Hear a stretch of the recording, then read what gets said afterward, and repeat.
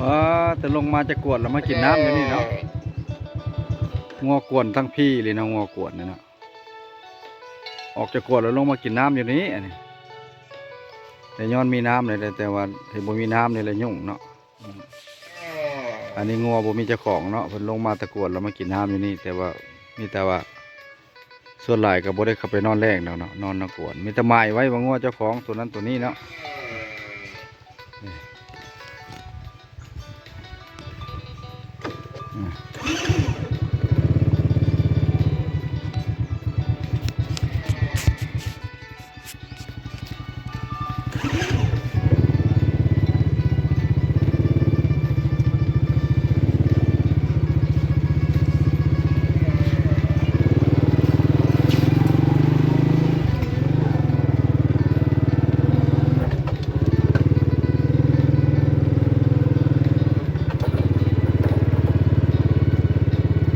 กลับบ้านครับผู้ชม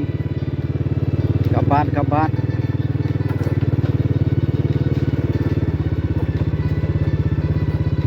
พอสิไปทำไม้ก็ค่ำแล้วบ่ได้ถือเข้ามาเมื่อหน้าพอแล้วจะไปทำไม้เนาะทางก็ยากแล้ว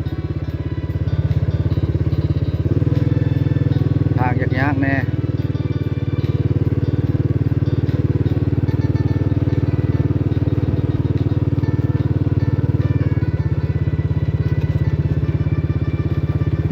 เข้าไปบ้านนี่นะมันบ้านเชียงเวทนี่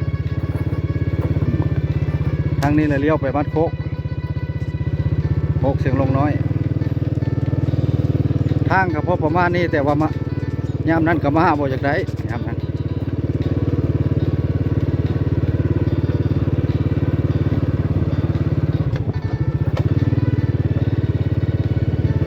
แต่ก่อนแล้วมันจะเป็นทางรถไถเดี๋ยวนี้ก็รถใหญ่ก็มาได้เยอะมาทางนี้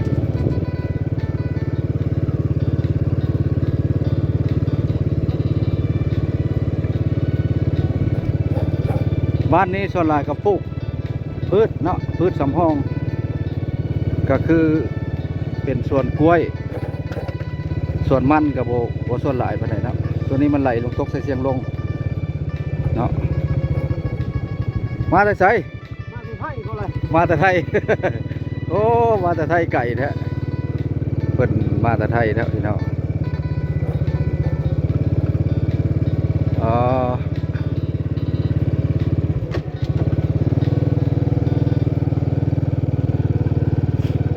ออกไปเลยสิได้ท่ายบ้านเชียงแหวนมันเป็นบ้านเชียงแหวนที่ว่าภาคห้วยเนาะบ้านส้นเผาโมเมนต์กระมุเนาะส้นเผาเราเทิงไอ้กกเนาะเราลุ่มเราเป็นที่ว่าน้องเป็นเราเป็นไอ้กกเราเทิงภาษาเปาะในไม่ยังนะเปาะยู่เขาแปลงเขาบ่ค่อยฮู้เนาะเขาจะพูดกันแต่บางคนเขาก็เว้าอยู่ในภาษาของเขาเจ้าคนเขาบ่เว้าอยู่ใกล้เดียวกับแถวนี้แหละแถวบรรทัดทางกับทางขี้ทรายกับพ่อป่านี้แหละนะทางผู้ชมทางไปทางมาก็พอมาถ้าว่านักท่องเที่ยวเนาะอยากมาก็อย่าลืมอย่าพลาดนำมานี่แหละตามส่วนมักเตาะมักแตงนั่นแหละนั่นก็บ่ไกลดอกจากทำช้างทำเสือมาถามข้าเจ้าก็ฮู้อยู่เนาะฮู้ทำเที่ยงบ่ก็ข้าเจ้าก็ว่าฮู้ไปทางนั้นทางนี้ข้าเจ้าบ่คุยบ่กี่ที่ดอกเพิ่นบอกอยู่ดอกมาก็ได้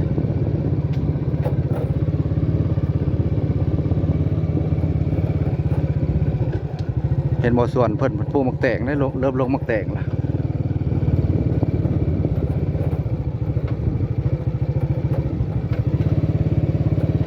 ยามนั้นนี่โอ้ยยากทางนี่กระลุกกุ๊กกิ๊กแหละคุมต้นคุมเป็นทางไปได้แต่รถไทยและรถใหญ่นี่ถือว่าค่าแล้วทำทางอันขึ้นกับห้วย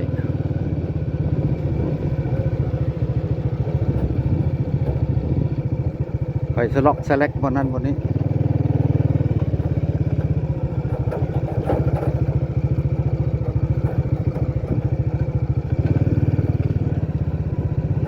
มู่บ้านนี่ก็ประมาณ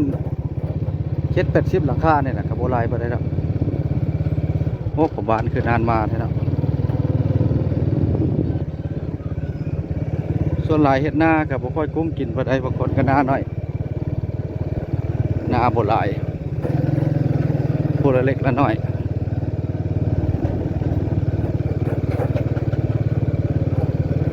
บ่ได้กุ้มกินปานใด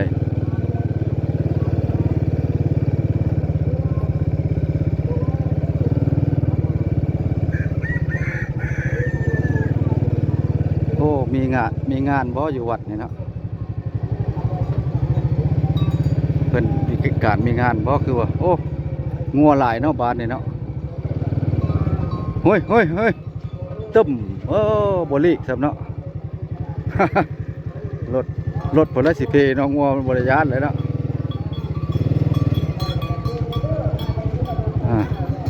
ถ้าผมบ้านก็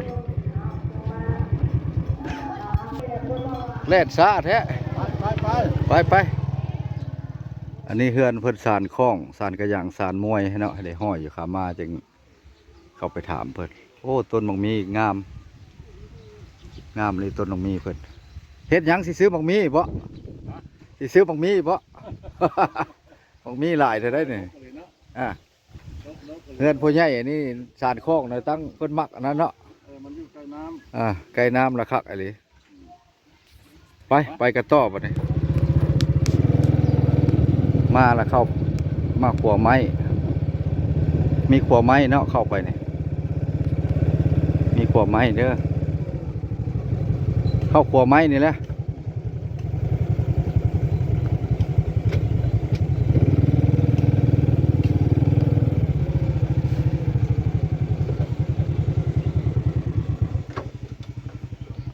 แวะถ่ายวิวหน่อยหนึ่งก่อน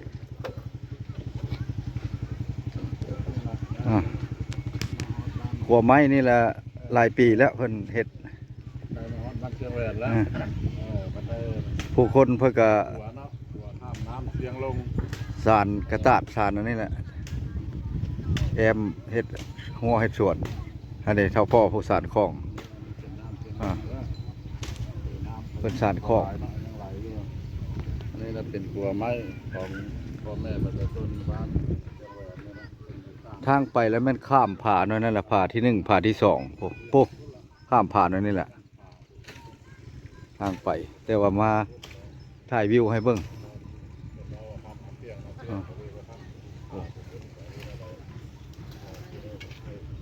โอ้เพิ่นตัดก่อไม้ไผ่บานออกจากสวนหมดอะไรเนาะไปกันต่อบัดนี้ให้ท่านผู้ชมเบิ่งครัวอันนี้เป็นบ้านเชียงแหวนบ้านชนเผ่าลาวเทิงบ้านเชียงแหวนชนเผ่าลาวเทิงเนาะมันติดกับชนเผ่าลาวลุ่ม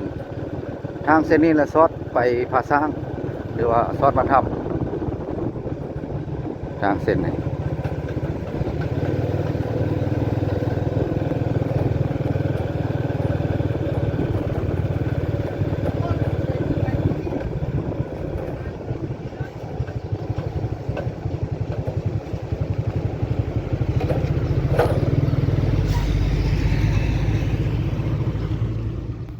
วิดีโอนี้ถ้ายาวเกินไปก็ขอโทษขออภัยพี่น้องสิได้หยุดไว้เพียงซ้ำนี้เนาะบ่าวแปลงมาอัปเดตเส้นทางไปถ้ำน้ำเที่ยงหรือว่าถ้ำบางบดเมืองบางบดเพิ่นเอิ้นว่าเมืองบางบดเมืองลับแลเนาะแต่ว่าผิดพลาดประการใดขอโทษขออภัยวิดีโอนี้ก็สิได้ขอหยุดไว้เพียงซ้ำนี้อัปเดตเส้นทางบ้านกระบูดเสียงเวียนเฮาหรือว่าทางไปถ้ำช้างทางไปถ้ำงัวเนาะหรือว่าทางไปถ้ำน้ำเที่ยงไปก่อนวิดีโอนี้ขอหยุดไว้เพียงซ้ำนี้ภาคเข้าไปเป็นกำลังใจในเด้อท่านผู้ชมเนาะไปก่อนพี่น้องบ๊ายบาย